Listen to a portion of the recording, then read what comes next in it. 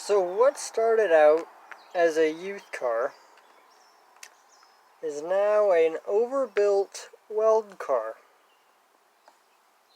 I'm going to go ahead and apologize for the major road by my house. Cars will be flying by. I'll try to stop talking when they do. So while there's no cars going by, let's hurry up and talk about why this car did not run New Alexandria. And that is because the fuel injector stopped working. I don't know if it went some kind of security or if I pulled or cut a wire, but I went to start it one time and it would crank, it wouldn't start. Did a quick check. Fuel was not coming out. It was not starting. Sprayed some starter fluid in it and it ran fine. So that was like a week before the Derby. So I hurried up and ordered a carburetor. It's a 2-barrel Rochester. A 2-barrel Rochester, I'm pretty sure. We completely removed the old throttle body, which was guess was cable driven. Put that plate on there, welded a piece of square tubing up from it, and welded another plate at the top that would match the carburetor. And that's where she sits. But we had this on here the night before we were going to run. Got it fired up. It ran way too high, but we said, okay, it's running. Let's start getting everything together. Let's get ready to go so we can leave the next evening. Well, so I went out that morning, like 6:30, and started trying to tune this thing. I could not get it to tune.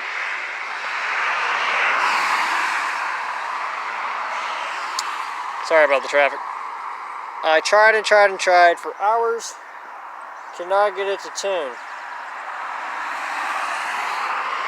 The issue, unbeknownst to me, because the whole time I've been tuning this thing, I wasn't sitting in the car. See that big glob of gasket sealer on there? That hole was open the entire time I was trying to tune. And it was getting so much air that I could not turn it down. I could not get it to idle low enough. By the time I figured out that hole was back there, it was just too late. There was no way we were going to get the car completely ready to competitively run, or even possibly get there in time to make tech. So I felt really stupid as soon as I saw that. I literally thought that I had gotten a carburetor that was too big for the car. I was doing all kinds of research. I also thought I was tuning it wrong. Apparently I was not. It still isn't ideally tuned. It's running kind of low as it sits. But what that is in there is I could not find a single plug that would fit that thread pattern. And I didn't feel like lugging the whole carburetor into a store and just test fitting bolts. So I stuck a metal plug in there that had a rubber seal around it, pushed it in there tight, and put this gasket sealer on there to seal it. Because I actually had, before this, my brother put on a rubber glove, put his finger over the hole. Maybe you can see it in there. But it actually sucked that glove so hard that the rubber on the fingertip actually formed and pulled off the finger a little bit into that hole. Like it formed into that hole, and it has not returned back to its normal shape. That's how much air and pressure it was sucking in through here. So I'm hoping that this fixes the problem. If someone pisses me off the arena and I'm lined right up at them, I can just reach up here and grab this and yank it off. Hopefully I don't get mad enough to do that. I highly doubt I will. I'm not usually that kind of guy. But other than that, it's got what we call a full cage. 4-point cage, up bars, big rear window bar, down bars to the gas tank. It is mounted off the floor, but it touches the floor in the very... No, it doesn't touch the floor in the back. I take that back. It does not touch the floor in the back. It is off the ground. And that's because this car has a little bit of rot here. Not in the actual frame part, but in like the seam for the wheel well. Like I really think this thing will belly. Which is why we're kind of going to run it as a youth car. But, yeah. But it was such a built youth class that we can't really run this thing anywhere else except for weld class or that youth class. And the rest of the youth derbies this year we cannot make because we already have other derbies, important derbies, scheduled for those days. So this might be put in storage for next year. Unfortunately, that youth driver will no longer be a youth driver next year. He'll be 16, so he will be too old. At least for that class, that place that allows these rules. So we're thinking of building 2 more weld cars and just sending this in a weld class. And then me and my other brother will drive the other weld cars. I don't know. If anybody's wondering, this is a solid welded Subaru bumper. We were allowed to seam weld it. So these Subaru bumpers are not too impressive, but they have a lot of layers. So there's quite a bit of seams to weld together. And then we threw this real shitty point on the front of it. It literally, I wanted it designed so if they said no, I could quickly cut this point off. It literally just Zolzol here, Zolzol here, and Zolzol here. And that whole point can come off. I wanted him to use, my brother welded this on, I wanted him to use some 6x6 steel plate that I had, but he didn't quite understand what I was talking about apparently. He welded this while I was at work.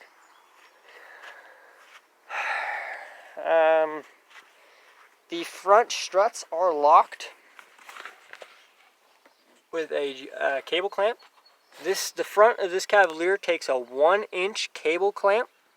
It works very nicely. The rear end, I believe, has a 3/4. Oh no, we didn't put one on this one. We were going to, but decided not to. This car has already done some damage to some cars that are pushing it around. So I'm really disappointed we didn't get to run it. I'm very disappointed that youth driver has not ran yet this year. No one's ran yet this year. We've had high expectations. But, the last derby we were going to run, I bought a new truck. Was part of the reason. The other part of the reason was it creeped up on us pretty fast. But one of the other main reasons was I bought a new truck. And I spent so much time doing stuff to my truck over there that I did not put enough time into the other cars. So unfortunately, this one has not gotten to run. But it will either run this year or next year. It is completely built as it sits.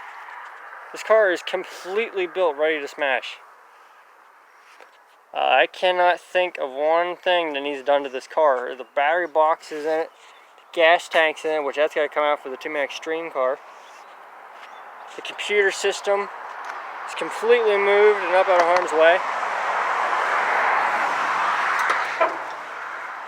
The only wiring in the front of this car is right there for the starter.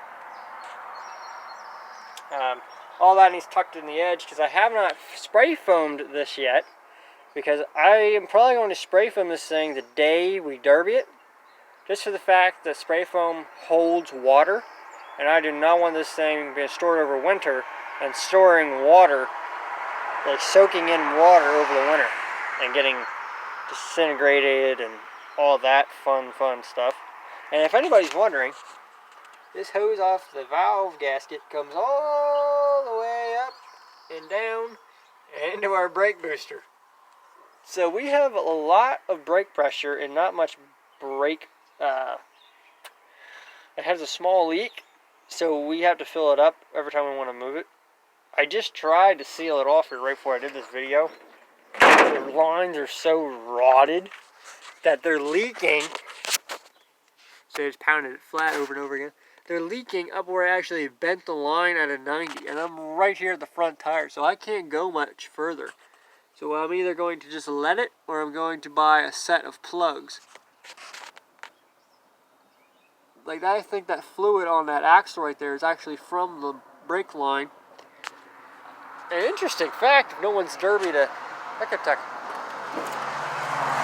If none of these derbied an Ecotec SFI, I think this is the ABS system right here on the side of the master cylinder. Because your 4 lines go to the tires straight from here to the tires. And I think that's just awesome. Because most cars have it sitting like over in that frame rail. And you got line running to that frame rail, and then that ABS system sends a line to every tire. So you literally, for this side of the car, you double up on line. You use so much more of it, which is why I think this is just brilliant. But enough of what I think. So yeah, I'm really sorry I haven't been updating it. We have been working on this car and other cars, and by the time I think about filming, it's too dark. Just like right now, it's getting too dark, and I'm probably going to go back here and do a quick update on the Toyota Echo, which will be running next Tuesday, the July 26th, so maybe that's the Tuesday after. I'll have to look to make sure. But also, that is the Derby that the other caviler that was going to be a youth car will be running by Josiah. It has pretty much no reverse. So, yeah, if you guys see him, pin him in the wall. Because he ain't got reverse. So, yeah, guys, thanks for watching. Thank you for being so patient and supportive. And if you have any questions, please don't hesitate to ask. I don't know a whole lot about anything, but there are some things that I might be able to help you guys out with. So, thanks again, guys.